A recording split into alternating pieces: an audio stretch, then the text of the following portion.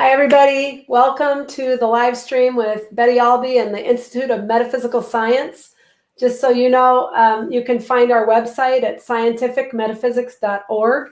And we are here today to explore part 3 of chapter 6 of Mind is the Athlete, Betty Albee's book, which is Identity, the Reflection of Consciousness. So to that end, hi.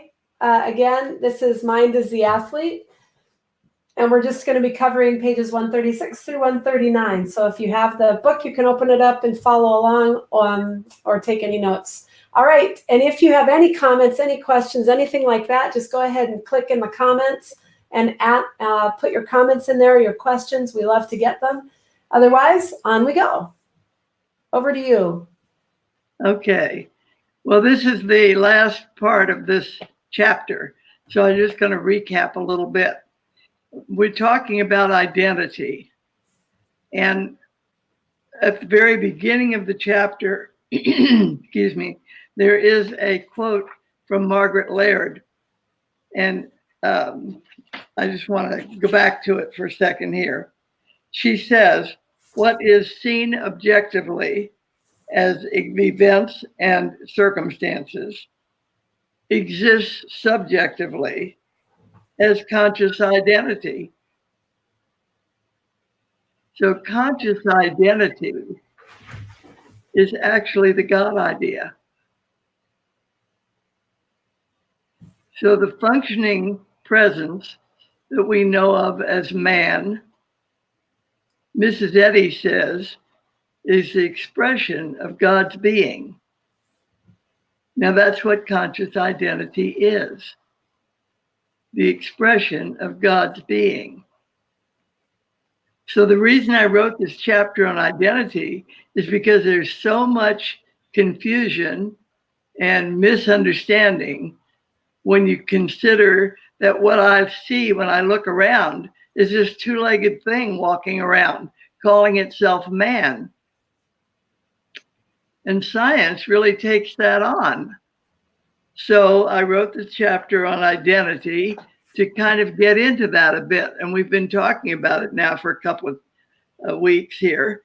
And I wanted to remind you that what is seen and what is viewed as language, the seen, heard, and felt all around us, we call it language, the world we walk through, exists as consciousness. That's the only way it exists. Without consciousness, there would be no view, called a two-legged animal. There would be no sound, called talking, listening, laughing, so on. So all of it is conscious identity. Now, the way I see it is the way I understand what conscious identity is. And I understand it and call it Betty. And there is this belief system in the identity stuff, the language stuff. And the belief system says that what I see, feel, hear, taste, and touch is real. And what science says is that reality is the God idea. Now, can I see, feel, hear, taste, touch the God idea? No, I don't. Not Betty. Betty doesn't have that going on. What she feels is an apple or an orange or a telephone or a computer. What I see is all the other two-legged things that look like Betty in one way or another. What I feel is a fabric or a piece of wood or a rock. And I hold it as if all that stuff was external to me. A good way to hold it if I think I'm Betty, because Betty with all that stuff would be huge, you know, like big as the world and bigger, because there are planets out there. So I really take this on seriously because it is the key to understanding science.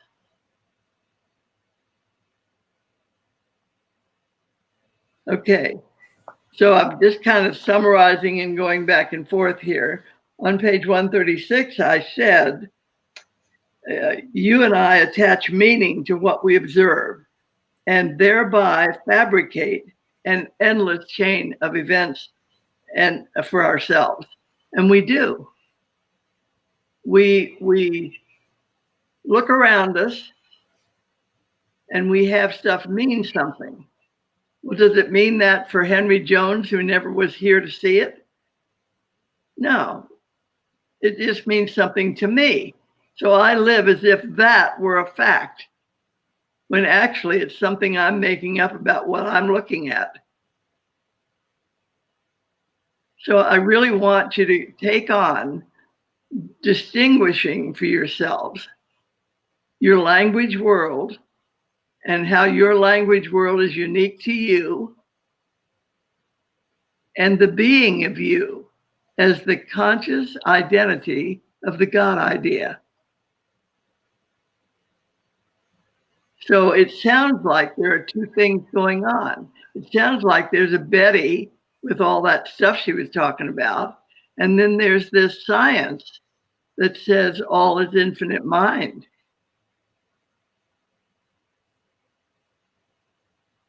The one thing going on, the God idea, which Mrs. Eddy gave us 7 synonyms for, you know, life, truth, love, mind, principle, soul, spirit, all those are definitive of the one presence, the God idea. And the God idea, seeing itself, knowing itself, aware of itself, that idea is reflectively present, called man. And all the life there is, all the truth there is, all the love there is, all the soul that's present with its sensitivity, all the principle, the reason, the law of living, the life force, and on, all of that is the presence that is reflectively shown up as man.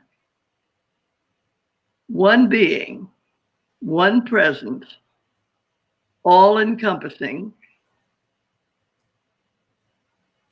called the God idea in action. So I look around me and I have evidence that tells me that I'm present. I can tell that I'm present. I can hear, I can see, I can feel, taste, touch, move, etc. The discrepancy in my everyday observation of myself is that I think that thing does it on its own, and it doesn't. That thing called Betty is a point of view of the God idea present, called life, truth, love, principle, mind, soul, spirit, consciousness. Everything is consciousness. Nothing exists outside of consciousness. Actually, consciousness, which is synonymous with the God idea, is a space inside of which everything occurs. So my current living of myself as the God idea in action, I call that Betty. It doesn't make it separate, just a word, a label, if you will. But I have to live myself consciously aware that what lives, moves, and has being is God, the God idea in action. Now that frees me a lot from the limitation of what I might think Betty is capable of doing or being or having or seeing. There's nothing, absolutely nothing outside of the being me right now. And that's true for every conscious human individual. You live and move and have being mentally. The God idea in action. Now that's a tremendous, a magnificent, actually, way to see who you are, because all that's included in the God idea is yours by reflection. It's present, being you, being it, all of it, as one thing going on. Nothing is missing. Nothing can be changed and improved. And living that fact consciously has me aware of what that looks like to the best, how can I put that? The best degree that I have of seeing myself.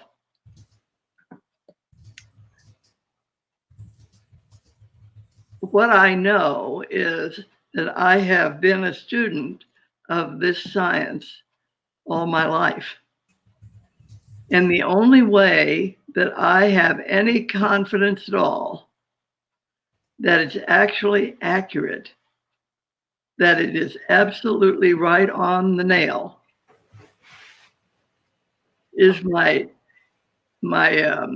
demonstrated ability, the capacity that is being itself being, to call that forth. If it's true that there's nothing missing, then I should never feel any lack. And I have proven that I don't have to feel any lack at any time, even when it looks like that's what's going on. So living yourself as the expression of the God idea is what you're up to, why you're interested in metaphysical science. Otherwise, it would just be a philosophical thing. But it's actually provable every single day in your living.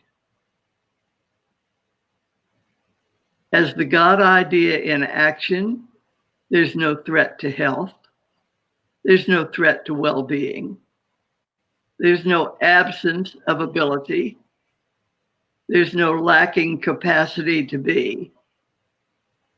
It's joyous, it's free, it's whole, satisfied, fulfilled, complete. And the experience that Betty has walking through, seeing herself being as all there is, demonstrates every single minute to me the entirety, the magnificence, the potential, the possibilities lived and not yet even explored, that are endless, that are never repeating. It is a dominion in living that is rare and wonderful and available to every single human being. So I'll get back here to the last part of this book, of this chapter of the book. And I had another part that I wanted to quote. Access to the realm of being and identity is unacknowledged or has been allowed to recede from conscious awareness. That's the only limitation we have. We forget who we are. We forget what's going on. We forget that there's only one being. And this is it. This is my best view at the moment. If there is anyone else out there, I don't know it. I just know my others. I don't know whether there are others, but I have infinite experience of being. And in human living, it looks like lots of people. It looks like lots of countries. It looks like space. It looks like you name it. But that doesn't make it so. That's just the way it looks. I have to live myself whole and complete as the full expression of the God idea, because that's what's going on.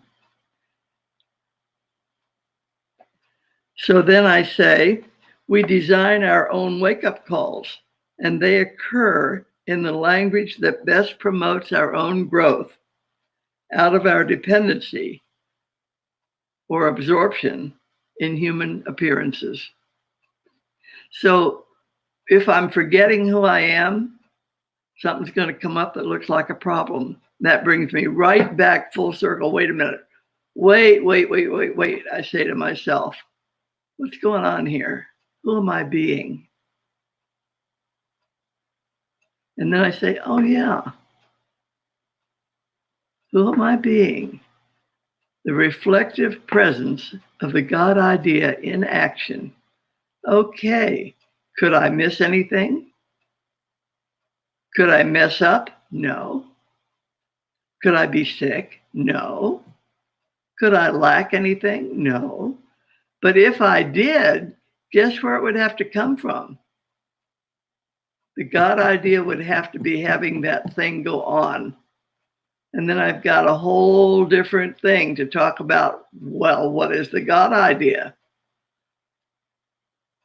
For me to be lacking, sick, deficient in any capacity at all, God has to be there first.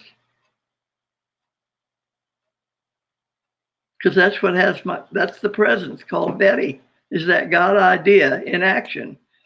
And its action says all kinds of things. You can go here, you can do that, you can write a book, you can sing a song, you can dance, you can play, all kinds of stuff. Go to the moon. You know, look at what I've done with myself and with regard to transportation. It's a long ways off from the horse and buggy, isn't it? And it's not even beginning. You know, the time's going to come. I think it was Shakespeare that said, we'll think the place that we would be. Of course, we're doing that now. We just don't know enough to let go of the way it looks.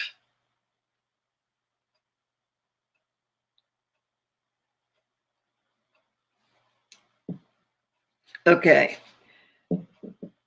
On page 137, we delude ourselves when we think the world is informing us about itself. No.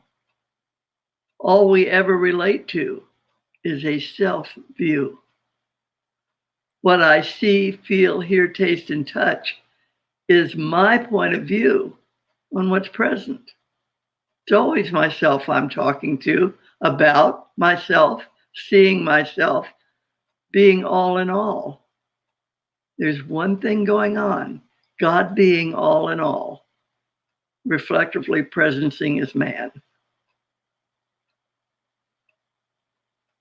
It requires a willingness to look at what's present and a willingness to distinguish between the facts at any moment and the emotional, personal, traditional, educational habits of thought and action. So I want to be able to be clear on the distinction. When I stub my toe, for example, that's a language thing. You know, God doesn't have any toe to stub, for heaven's sakes.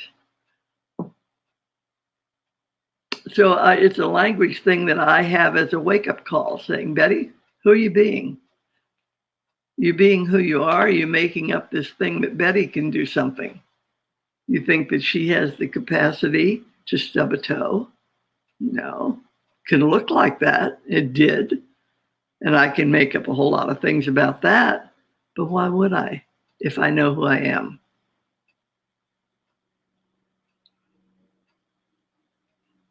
We want to live ourselves spontaneously, free, whole, undefeated in any area of expression, uninhibited, unlimited, unrestrained, no restrictions anywhere.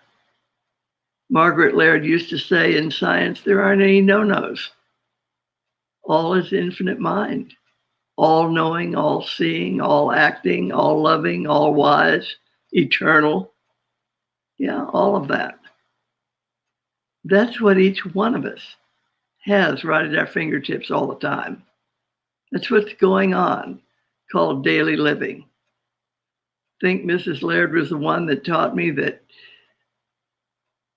human living, daily experiences every single day, is really a laboratory in which you discover yourself. It's like you provide yourself with this, boot camp on who you are. And it's wonderful to discover that it's true. All is infinite mind, functioning perfectly, whole, complete, joyous, free, nothing missing.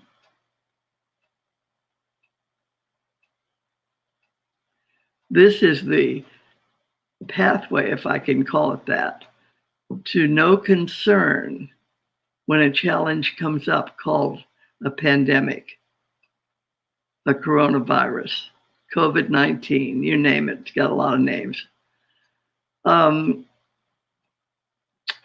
We pay attention to what comes up. We don't ignore it. If I think that I live and move and have being as Betty, a two-legged animal, I better even pay more attention because it's in danger. It's never going to survive all that stuff. But I have a choice. I don't have to live that stuff.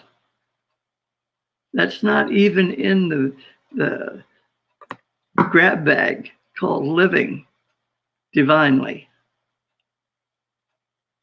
It simply is a challenge to have Betty stay on her toes and be herself fully. The God idea present has dominion in every situation because it constitutes the situation. Consciousness constructs and consciousness constitutes. So there is no avenue for threat or danger in life present. And life present is Betty, in my experience. And Betty is being herself infinitely expressed, giving herself a wake-up call because it's really easy to slip into being the two-legged thing, thinking it knows something, can do something, can be something, when all the knowing and the doing and the being is already done. All man ever can do is reflectively present as the God idea in action.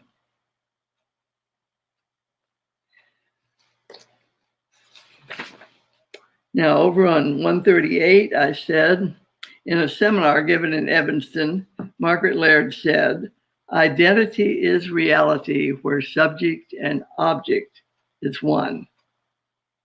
Identity is and its source are one presence. And then skipping down to the middle of the page, the clearer reality is acknowledged and consciously lived, the more rapidly the view called human living shifts to mirror the health, abundance, and wisdom consciousness reality calls forth.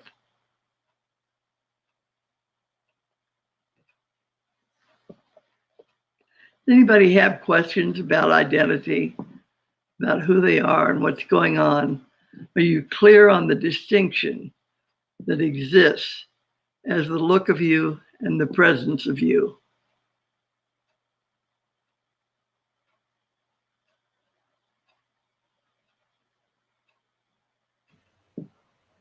I don't know whether anybody's responding or not, Kim, are they? There's no comments right now. No? Or yeah. There may not be anybody out there.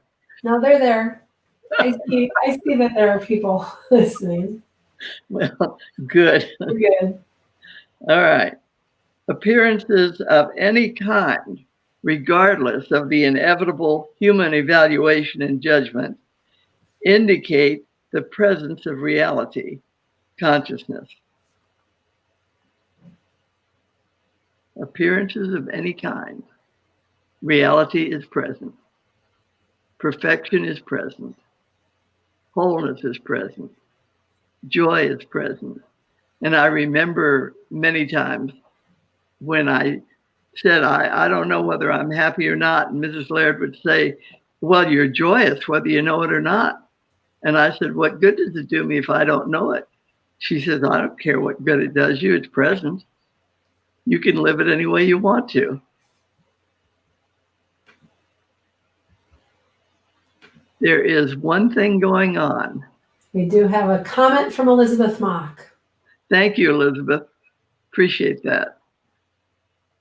There is always the fact of being that you can turn to when you are in doubt about what's going on, when you think there's a threat, when you feel unwell or incomplete or threatened in any way. And the fact is that all is infinite mind, infinitely manifest, perfect, whole, complete right now.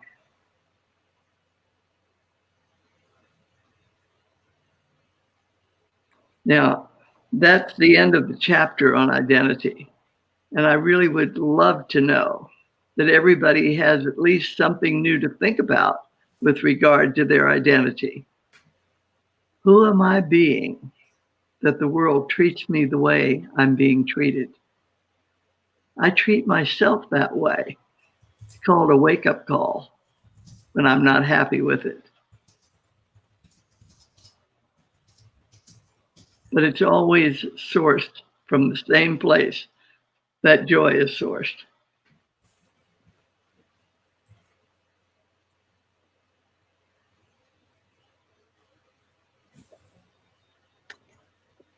Let me see what else I wanted to say.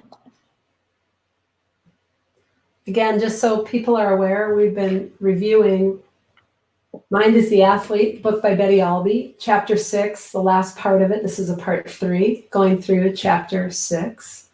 And if you want to check out the website, because there's a lot more available there, a lot of activities, events, other things you can participate with. And also, Betty has an upcoming live cast coming up in June. That'll be 2 mornings, June 13th and 14th, from 9 to 1.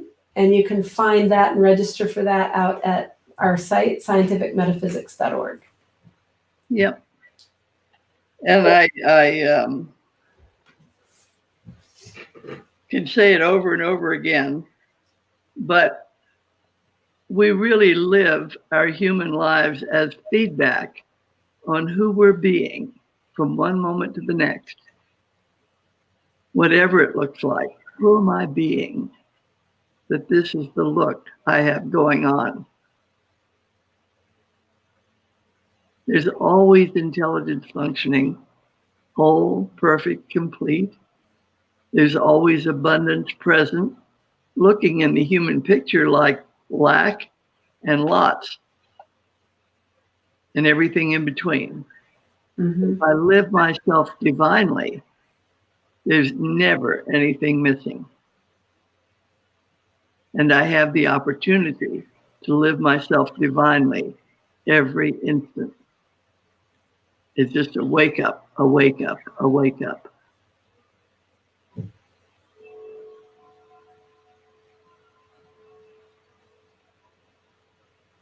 Yep. Is that it? Let's see, we've got another comment. By Sarah Busey, who says, what you have just talked about is just what I needed to wake me up.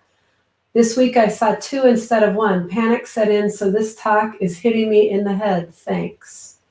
You're welcome, Sally. We really, I don't know how to tell you this any other way, but we really do need to keep distinguishing for ourselves every minute or every day or every morning or every whatever, but often you need to remind yourself, who am I being? Because who you are being dictates and furnishes every moment that you live. And life is eternal. So you got it going on both ends all the time. Who I'm being has exactly this going on right now. Who I'm being is challenging everything I have to live myself divinely, consciously aware that the God idea, whatever that is, whole, perfect, complete, have no idea how it looks. None. All I have is human concepts, and that's not it. But I know that that power and that presence is alive and active because I'm alive and active. And that is the constitutional consciousness.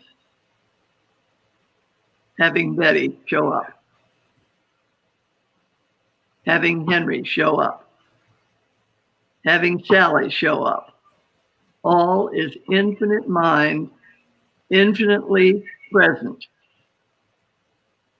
right now. This is what it looks like. Now, two-legged animals like to look at it and say, well, what's so great about this look? And that's the detour. I'm not too interested in figuring out what's so great about this look, but I'm enjoying the freedom, the dominion, the blessing of being whole and free and joyous all the time. Right. That's when you say, thank you for sharing to all your opinions and judgments about that which you're looking at. Exactly. Exactly. The temptation to do that is constant. And so I'm always saying, thank you for sharing. And on we go. That's right. Very good. Yeah. Okay. It's a joy to live this science. And I hope you latch on to the identity idea because it is a key. All right. Well, we look forward to participating and doing our live cast every week. We'll be back again next Wednesday at the same time, sometime between 5 and 5:10, depending on if we run into a snag. And we'll be out here. And anything else you want to say, Mom? Yeah, well, I'm gonna work the next few sessions from Mrs. Laird's book called The Personal Concept. Okay. And it's wonderful. So it'll be more of this, but in a different tone. Okay, very good. All right, everybody, thank you so much. Again, be sure to leave your comments and likes and loves if you so desire to do that. We love to see them. And we will check back and see if there's any other comments we can incorporate into any future live streams. Go ahead. I have one other thing to say. I'm going to some of this stuff that we just talked about today, I'm going to include in an article in the Rethink Quarterly that goes out in July. So that's another way to get another heads up on it. That's right. We do have a quarterly newsletter you can get via email, or you can get it mailed to you if you live in the United States. All right. Well, thank you very much. We look forward to seeing you next week. And in the meantime, have a lovely and joyous experience. Absolutely. Being your